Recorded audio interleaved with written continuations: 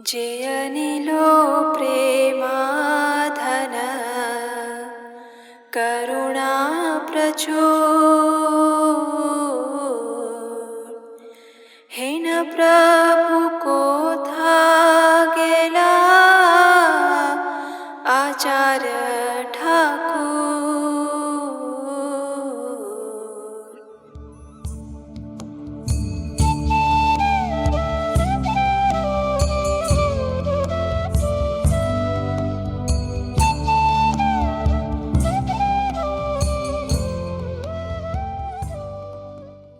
हरे कृष्ण। अभी उनका जन्म नहीं हुआ था, लेकिन श्री चैतन्य महाप्रभु उनका नाम पुकार रहे थे। दिव्य भाव आवेश में नृत्य और कीर्तन करते हुए प्रेम अश्रुओं की धारा में लिप्त श्री महाप्रभु नरोत्तम नरोत्तम इस नाम का उच्चारण कर रहे थे। उसके पश्चात श्री महाप्रभु पद्मावती नदी के पास गए। वहाँ उन्होंने स्नान किया और भगवान के पवित्र नाम का दिव्य कीर्तन और नृत्य किया। कुछ समय बाद उन्होंने पद्मावती नदी का आह्वान किया और उनसे कहा, हे पद्मावती, मेरे इस दिव्य प्रेम और भाव आवेश की धरोहर को तुम अपने पास रखो। जब नरोत्तम आएगा और तुम्हारे जल में स्नान करेगा तो उस समय तुम उसे ये दिव्य उपहार प्रदान कर देना। तो पद्मावती नदी ने पूछा, लेकिन प्रभु, मैं कैसे पहचानूंगी कि नरोत्तम कौन है? तो महाप्रभु ने उन्हें आश्वस्त करते हुए कहा, जब नरोत्तम आएगा तो तुम्हारे जल की लहरों में बाढ़ आ जाएगी और वही मेरा प्रिय भक्त नरोत्तम होगा।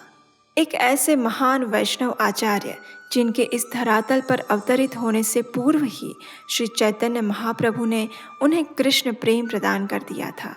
उनका नाम है श्रील नरोत्तम दास ठाकुर। 15वीं शताब्दी के मध्य के आसपास माघ पूर्णिमा के दिन पूर्व बंगाल और वर्तमान बांग्लादेश के खेतुरी गांव में एक कायस्थ परिवार में जन्मे नरोत्तम दास ठाकुर के पिता राजा कृष्णानंद दत्त गोपालपुर क्षेत्र के जमींदार थे। उनकी माता का नाम नारायणी था, जिन्हें बाल्यकाल में ही श्री चैतन्य महाप्रभु का महाप्रसाद प्राप्त हुआ था। ऐसे अत्यंत धनी और समृद्ध तथा भक्त परिवार में जन्म लेने वाले श्री नरोत्तम दास ठाकुर बचपन में ही शुद्ध कृष्ण भक्ति के लक्षण प्रकट कर रहे थे। बचपन में जब उनकी अन्नप्राशन विधि की जा रही थी तो उन्होंने अन्न ग्रहण करने से मना कर दिया। माता पिता ने अनेक प्रयास किए, लेकिन बालक नरोत्तम उस अन्न को देखकर मुंह फेर रहा था। तो ये देखकर माता पिता को लगा कि शायद बालक खाना नहीं चाहता। उतनी ही देर में एक वैष्णव वहाँ आए और उन्होंने भगवान श्री कृष्ण को अर्पित अन्न प्रसाद बालक नरोत्तम को खिलाने का प्रयास किया और उस बालक ने सहर्ष उसे स्वीकार किया। कृष्ण प्रसाद के प्रति आसक्ति देखकर उनके माता पिता अत्यंत हर्षित हुए।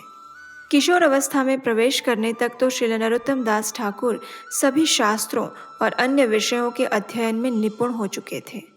उनकी विद्वत्ता को देखकर उनके शिक्षक भी आश्चर्यचकित हो जाते, लेकिन इसके बाद भी उनकी सबसे प्रिय प्रवृत्ति एक ही बनी रही और वो थी उनके गांव के वृद्ध ब्राह्मण श्री कृष्ण दास के पास बैठना और श्री चैतन्य महाप्रभु की लीलाओं का श्रवण करना।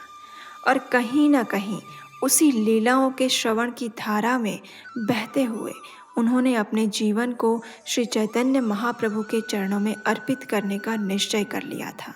बचपन में ही वे श्री चैतन्य महाप्रभु, नित्यानंद प्रभु और उनके पार्षदों को याद करते हुए अश्रु बहाते, उन्हें प्रणाम करते और महाप्रभु तथा उनके पार्षद नरोत्तम दास ठाकुर के स्वप्न में आकर उन्हें दर्शन भी देते। जब वे 12 वर्ष के हुए तो श्री नित्यानंद प्रभु उनके स्वप्न में आए और उन्हें पद्मावती नदी में स्नान करने की आज्ञा दी। दूसरे दिन प्रातः जैसे ही नरोत्तम दास ने पद्मावती नदी में पांव रखा तो उसी समय नदी की धारा में उछाल आ गया और इस प्रकार नरोत्तम दास को पहचानते हुए पद्मावती नदी ने श्री चैतन्य महाप्रभु की धरोहर समान कृष्ण प्रेम उन्हें अर्पित कर दिया। उस समय श्री चैतन्य महाप्रभु स्वयं वहाँ प्रकट हुए और उन्होंने नरोत्तम दास ठाकुर को आलिंगन किया। नरोत्तम दास ठाकुर ने स्वयं में एक दिव्य और अभूतपूर्व परिवर्तन होते हुए अनुभव किया।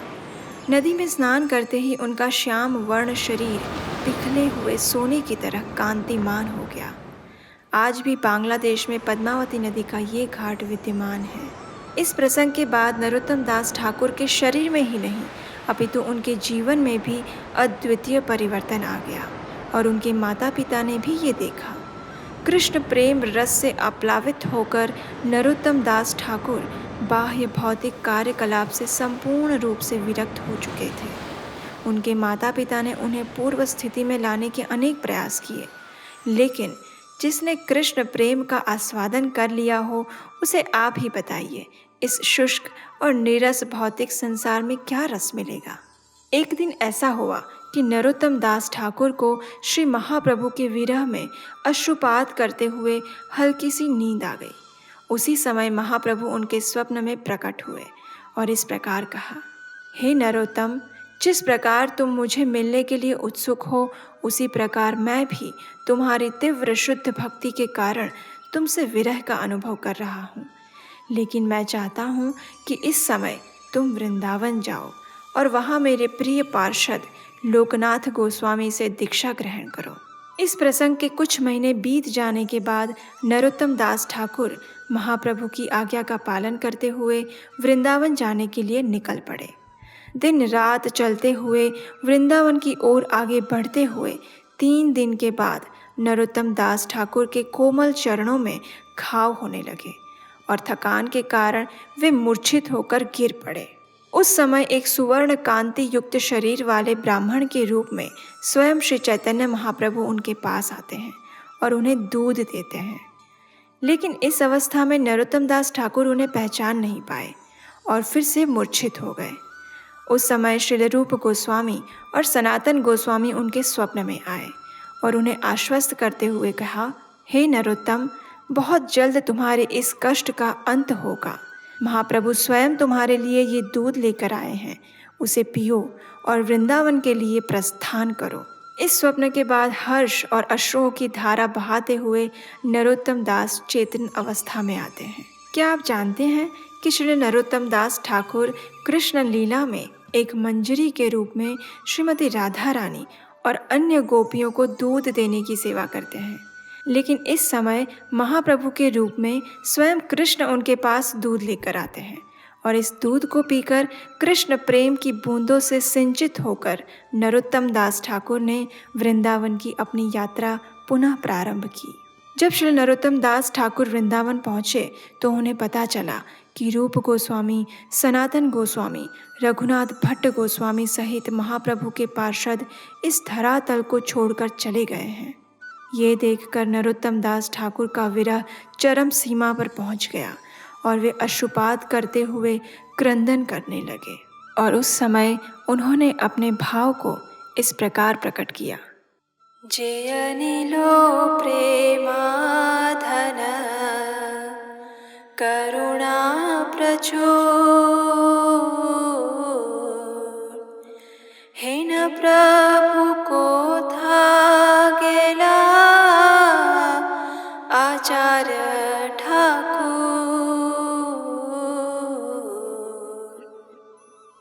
उसी समय वे पार्षद वहाँ प्रकट होते हैं और उन्हें आश्वस्त करते हुए श्री जीव गोस्वामी और लोकनाथ गोस्वामी के शरण में जाने के लिए कहते हैं।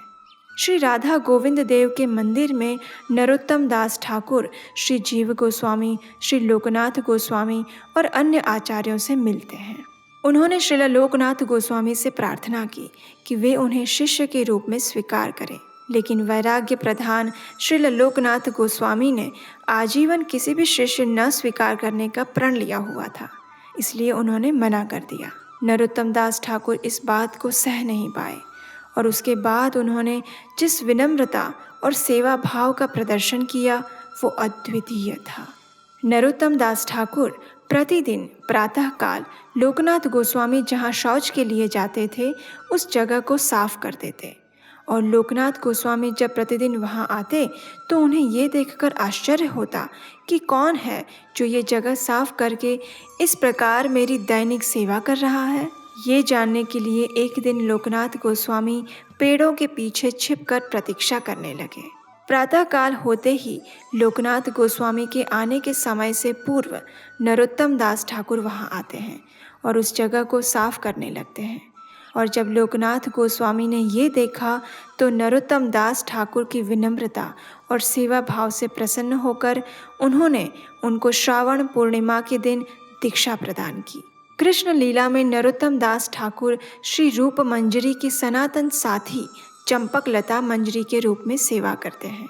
श्री नरोत्तम दास ठाकुर ने ही सर्वप्रथम अति प्रसिद्ध खेतूरी महोत्सव यानी गौर पूर्णिमा उत्सव का प्रारंभ किया था। इसी उत्सव के दौरान उन्होंने 6 विग्रहों की स्थापना भी की। उन्होंने अपने जीवन काल के दौरान प्रार्थना और प्रेम भक्ति चंद्रिका नाम के 2 ग्रंथों की रचना की है। वैष्णव संप्रदाय में विशेषकर भक्ति के साथ तत्व को भी प्रदर्शित करने वाले बंगाली वैष्णव भजन के लिए उनका गुणगान किया जाता है। श्रील प्रभुपाद स्वयं अनेक अवसर पर श्री नरोत्तम दास ठाकुर के भजनों को गाते थे। तो चलिए आज श्री नरोत्तम दास ठाकुर के तिरुभाव दिवस के अवसर पर हम उनके चरण कमलों में प्रार्थना करते हैं कि वे हमें भी श्री चैतन्य महाप्रभु की विशुद्ध कृपा प्रदान करें, ताकि श्री कृष्ण के चरणों में हमारे अनुराग में वृद्धि हो। हरे कृष्णा।